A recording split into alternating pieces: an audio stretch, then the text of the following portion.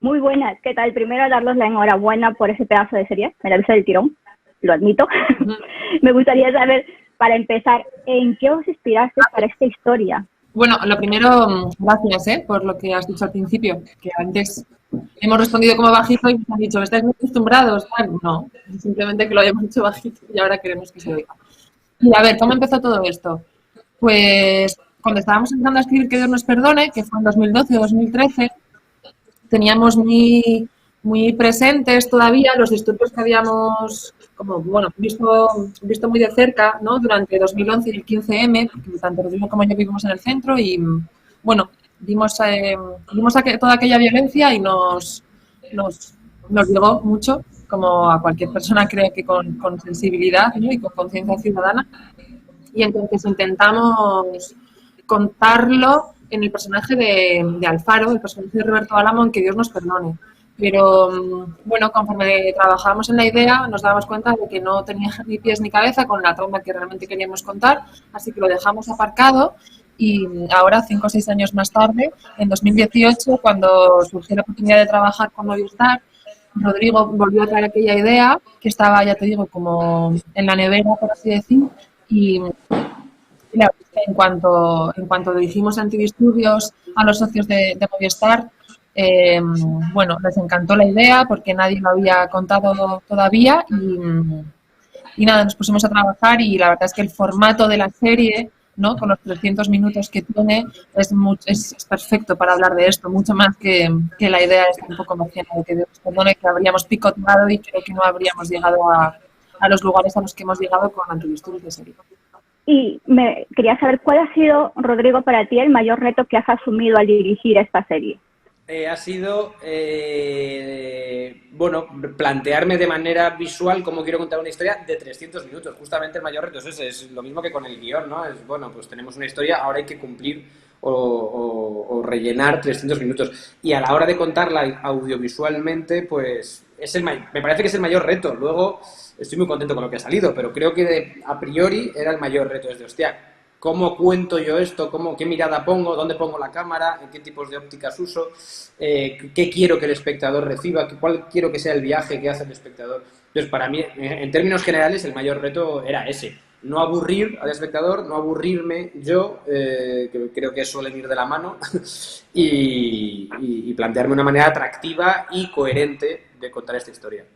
Aparte contáis con muchos personajes, pero sobre todo el eje central creo que es Vicky, el personaje de Vicky, pero me gustaría saber un poco cómo ha sido trabajar con este equipo y lo difícil, no sé, desde mi punto de vista, porque cada personaje tiene unas capas interiores muy bien definidas y que poco a poco van evolucionando y vamos conociendo un poco más a través de ellos en cada capítulo. Sí, yo creo que eso justamente parece que es difícil, pero justamente lo hace más fácil. O sea, cuanto más trabaja el guión, cuanta más profundidad psicológica tenga el personaje, cuantas más situaciones ricas e interesantes describa el guión, pues más fácil es para un director y más fácil es para un actor saber tener una idea de cómo es ese personaje y por lo tanto cómo actuar. Entonces, en ese sentido, cuanto más trabajes el guión, más fácil va a ser tu trabajo en el set. Y cuanto más trabajes la preproducción, igualmente, más fácil. O sea, el cine es una cuestión de trabajo, ¿no? Difícilmente, si no trabajas, las cosas salen bien. Y trabajar con estos actores, pues imagínate, pues más fácil que trabajar con otros, porque son muy buenos, por eso creo que hemos elegido muy bien, estamos encantados con el casting que tenemos, aparte de poderoso en cuanto a nombres y caras, tienen una calidad humana y una calidad interpretativa que ha hecho que sea todo más sencillo. O sea, me imagino con actores con los que no congenio o con los que termino no congeniando y hubiera sido mucho más difícil y mucho más arduo y mucho más pesado hacer ese trabajo. Hablo tanto del furgón como hablo de la oficina de internos, donde obviamente destaca mucho más Vicky Luengo por una cuestión de traje, por una cuestión de que está más presente, pero igualmente hicieron un equipo muy chulo, o hicimos un equipo muy chulo, y fue muy sencillo trabajar con ellos, ¿no? Tesoro, voy en Peñaverso, que habéis hecho también, y juntando un poco personajes con el reino, ¿no? Cuéntame un poquito cómo fue esto.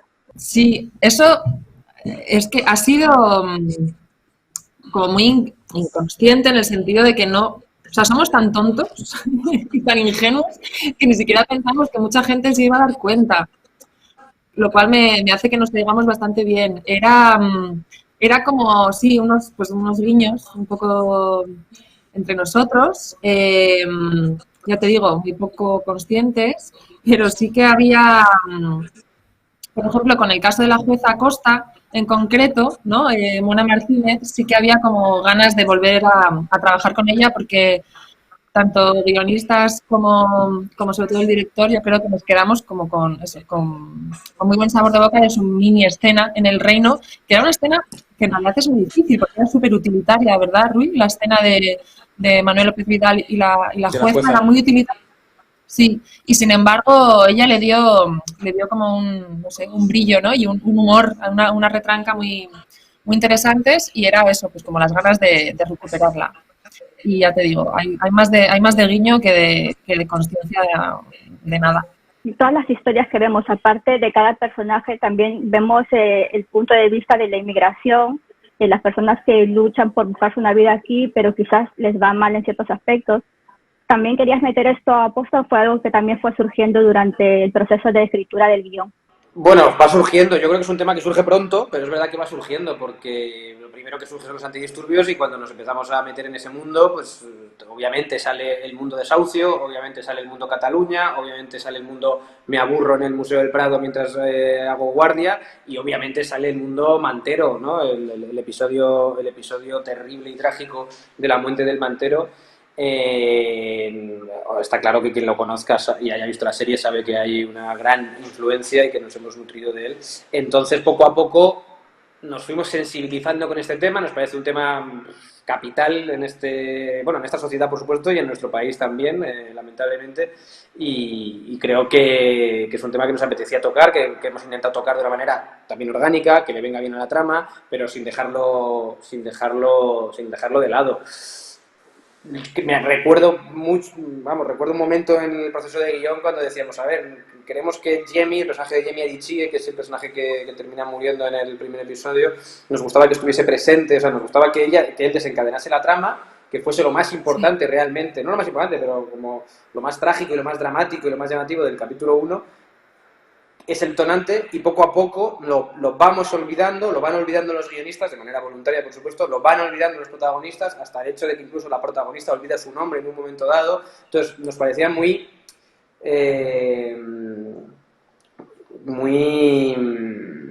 ¿cómo decirlo?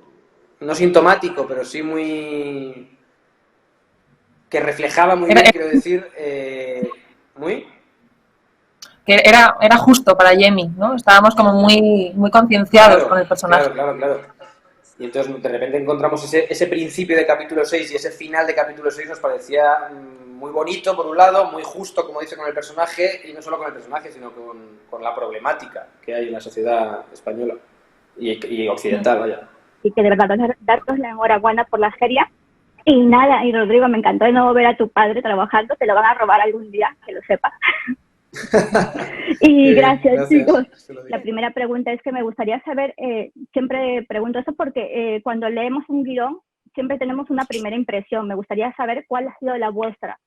Pues de que teníamos entre manos, y digo teníamos, no tenía, sino teníamos porque creo que los tres lo hemos pensado igual, que teníamos entre manos algo realmente extraordinario dentro de nuestra profesión. Y sí, ¿cuál ha sido el mayor reto que habéis afrontado? El mayor reto. Poder hacer esto y salir ilesos, tanto física como mentalmente. Y poder reírnos ahora y decir, hemos dejado atrás un trabajo que es la hostia y que es aparte.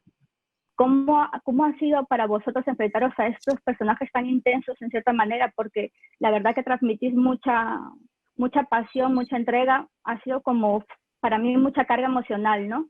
No sé vosotros. Sí, yo creo ahí está la virtud del director. En mi caso, puedo decir que es Rui quien te lleva por este viaje. O sea, de hecho, aunque se perciba mucha intensidad y mucha pasión, en las escenas en las que no había acción, tampoco era eso lo que te pedían, que hay otros trabajos en los que te piden, venga, más intensidad o vamos a ponerle más energía, que son conceptos que no entiendo muchas veces. No, más arriba, más arriba. Y aquí, sin embargo, no se pedía nada de eso. Se pedía mirar al que tenías enfrente y decirle lo que ponía el guión. Y eso hacía que tuviera mucha intensidad, curiosamente.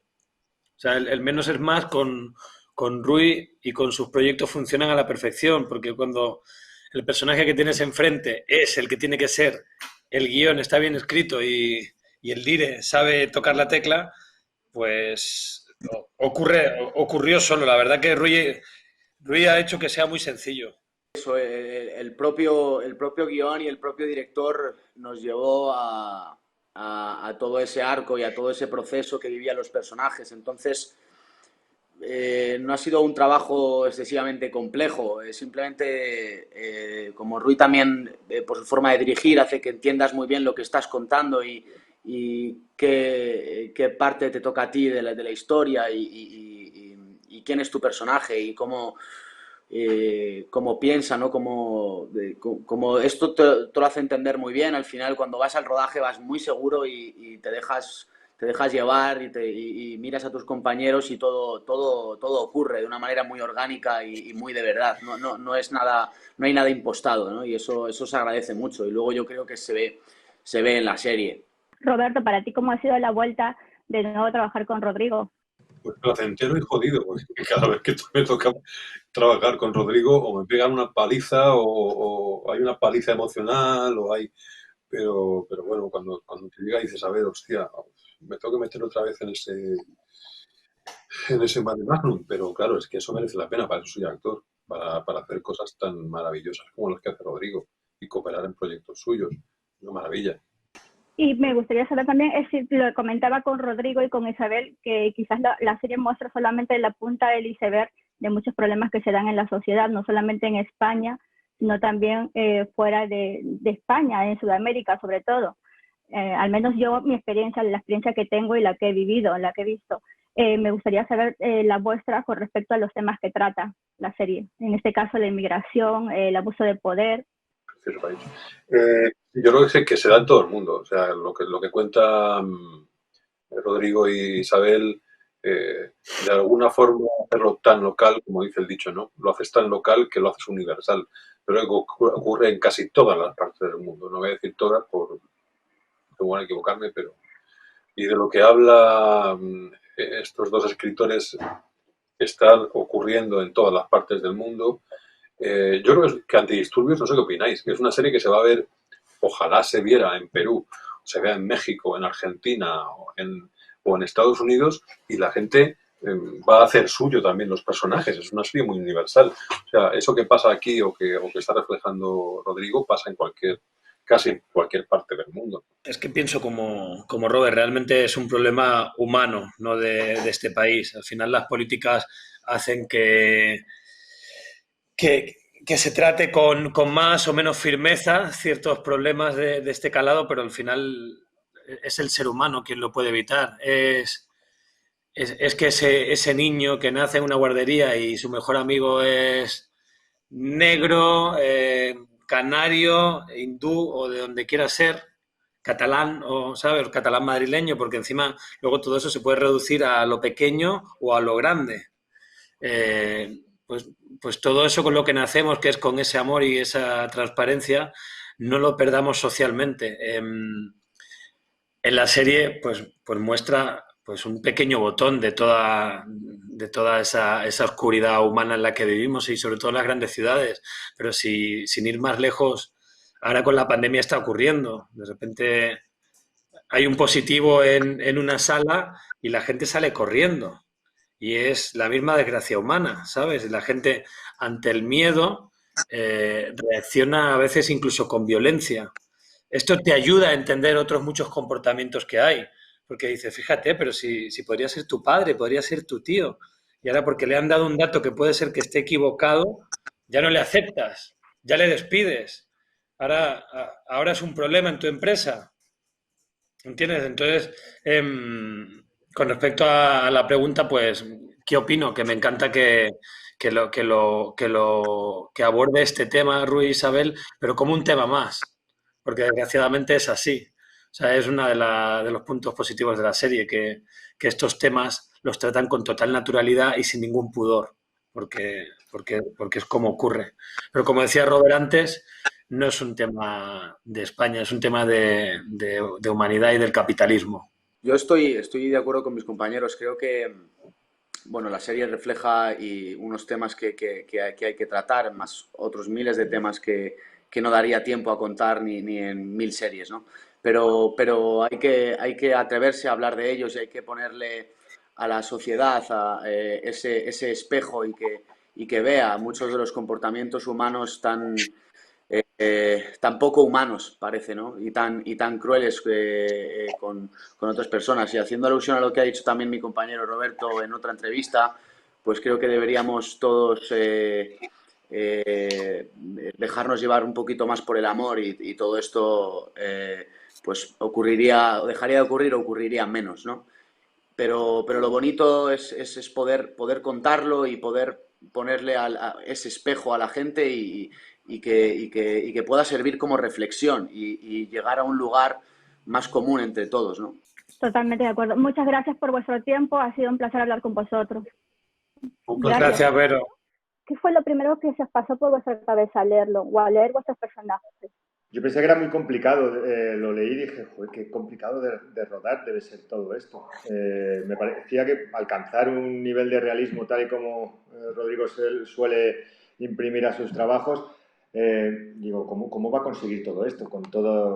No, me parecía súper complicado. Y vamos, lo que dice Raúl me parece cierto, que luego de repente la realidad ha mejorado el guión. ¿Y cuál creéis que ha sido el mayor reto que habéis asumido con vuestros personajes? El mayor reto, yo te diría, pues que ha sido mantener el personaje en un mismo nivel, que no decayera en ningún momento la tensión o lo que iba por debajo de toda la línea de investigación que estaba haciendo. ¿Cómo te has sentido al llevar este personaje y cómo hemos visto su cambio radical, ¿no? Conforme avanzaba cada episodio?